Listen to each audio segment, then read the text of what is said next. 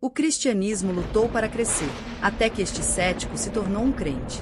A conversão do apóstolo Paulo foi um momento decisivo no cristianismo. Veja como seus esforços para espalhar a fé deram início ao que é hoje a maior religião do mundo. Após a morte de Jesus em 33 d.C., seus primeiros seguidores começaram a se espalhar lentamente de Jerusalém, para encontrar santuário em lugares como Ciro, Fenícia, Damasco e Antioquia. Os autores do Novo Testamento, como São Lucas, o evangelista, que se acredita ter escrito o livro Atos dos Apóstolos por volta de 80 d.C., contam as lutas que os crentes e a igreja primitiva enfrentaram em seus dias nascentes. Em Atos, Lucas conta a história de Santo Estevão, o primeiro mártir cristão a ser executado de forma cruel em 36 d.C.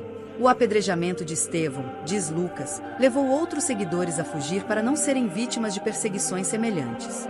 Então, o que a Bíblia diz sobre como essa fé vulnerável foi impulsionada, eventualmente evoluindo para a religião mais populosa do mundo, com cerca de 2,3 bilhões de seguidores hoje? Atos dos Apóstolos conta a história de um homem, Saulo de Tarso, que desempenhou um papel enorme na disseminação do cristianismo primitivo. Devoto judeu e cidadão romano, ele foi um improvável proponente dessa nova fé. Ele descreve como testemunhou a cena da multidão em torno da morte de Estevão e passou a acreditar que era seu dever solene perseguir os cristãos, chegando ao ponto de arrastar homens e mulheres cristãos para a prisão, punindo-os por negarem sua fé. Ele obteve permissão do sumo sacerdote em Jerusalém para perseguir e prender os cristãos em fuga. No entanto, a caminho de Damasco, na Síria, uma luz do céu brilhou ao seu redor. Ele caiu no chão e ouviu a voz de Jesus ressuscitado dizendo: Saulo, por que você me persegue? Atos capítulo 9, versículo 4. Daquele momento em diante, Saulo, mais tarde chamado de Paulo, se dedicou à missão apostólica. Entre os lugares para onde os primeiros cristãos fugiram em busca de segurança contra a perseguição estava Antioquia, capital da Síria romana.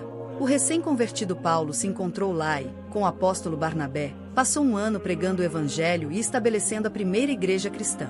Foi lá que o termo cristãos, seguidores de Cristo, foi cunhado, Atos capítulo 11, versículo 21. Foi também de Antioquia que Paulo embarcou em 3 jornadas separadas, detalhadas em Atos, viajando mais de 10.000 milhas entre 46 e 57 d.C. Ele conta sobre as visitas de Paulo ao atual Israel, Síria, Grécia e Turquia, percorrendo estradas que os romanos construíram para facilitar o controle sobre o império, e suportando passagens desconfortáveis em convezes de barcos expostos ao clima. Ao longo do caminho, ele argumentou persuasivamente sobre o reino de Deus, Atos capítulo 19, versículo 8, e realizou milagres extraordinários, Atos capítulo 19, versículo 11, como curar os doentes. Em Chipre, ele batizou um cônsul romano, Paulus Sergius. Ele compartilhou o evangelho de Jesus e estabeleceu igrejas por todo o Império Romano, comunidades de fé que apresentavam confissões, liturgias, bispos, padres e diáconos. Em todo lugar que ele ia, no entanto, Paulo também encontrava seguidores judeus, que o chamavam de herege. Ele suportou espancamentos, apedrejamentos e prisões por pregar o evangelho. Em Atenas, Atos relata como Paulo ficou angustiado com a preponderância de ídolos. Ele tentou argumentar com os cidadãos: enquanto eu andava e olhava para os seus objetos de adoração, encontrei até um altar com esta inscrição: a um Deus desconhecido. Então vocês ignoram exatamente aquilo que adoram. Atos capítulo 17, versículo 23. Ele debateu que esse Deus desconhecido era o Deus bíblico, o Criador do céu e da terra. Alguns zombaram, mas outros disseram que queriam ouvir mais de Paulo. Atos capítulo 17, versículo 32. Apenas conversando com as pessoas, ele fez conversões com sucesso, uma por uma. Atos registra que Paulo foi preso várias vezes pelos romanos e aprisionado 2 vezes em Roma. A primeira vez, entre 60 e 62 d.C., ele foi preso por causar um tumulto em um templo judeu em Jerusalém. Ele foi autorizado a viver em uma casa, onde dizem que ele converteu seus guardas romanos. Os romanos o prenderam novamente em algum momento entre 62 e 67 d.C. Desta vez, ele foi confinado em Tullianum, uma prisão de segurança máxima. Logo depois, Paulo teria sido martirizado. Seu fim não é claro, mas o relato mais comum afirma que ele foi decapitado por ordem do imperador romano Nero, que o culpou como um líder cristão pelo incêndio de Roma.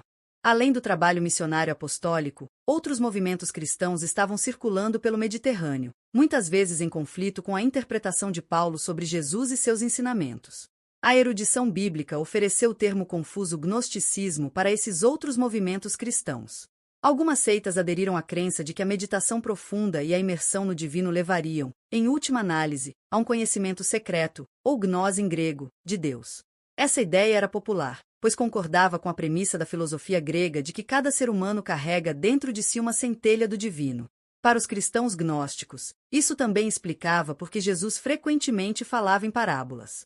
O verdadeiro conhecimento de Deus era um segredo precioso e potencialmente perigoso que poderia ser revelado apenas àqueles que se mostrassem dignos desse conhecimento. Algumas seitas, como os docetistas, acreditavam que a presença física de Jesus tinha sido uma ilusão, que ele sempre tinha sido um ser divino. Outra seita, liderada por um indivíduo rico chamado Marcião, filho do bispo de Sinop, hoje Sinop, na Turquia, acreditava que o cristianismo deveria ser desvinculado da influência judaica e transformado em uma religião mais puramente gentia. A seita ebionita se manteve fiel às suas raízes judaicas, ao sustentar que Jesus sempre foi um mero mortal. A descoberta de 13 livros antigos encadernados perto da cidade egípcia de Nag Hammadi em 1945 abriu uma janela fascinante para o mundo dos cristãos gnósticos. Algumas seitas reivindicaram sua autoridade apostólica de Maria Madalena, com base no chamado Evangelho de Maria, descoberto no Cairo em 1896. O gnosticismo frequentemente enfatizava a validade da revelação individual, de se tornar um apóstolo por direito próprio, antecipando assim o protestantismo em cerca de 1500 anos.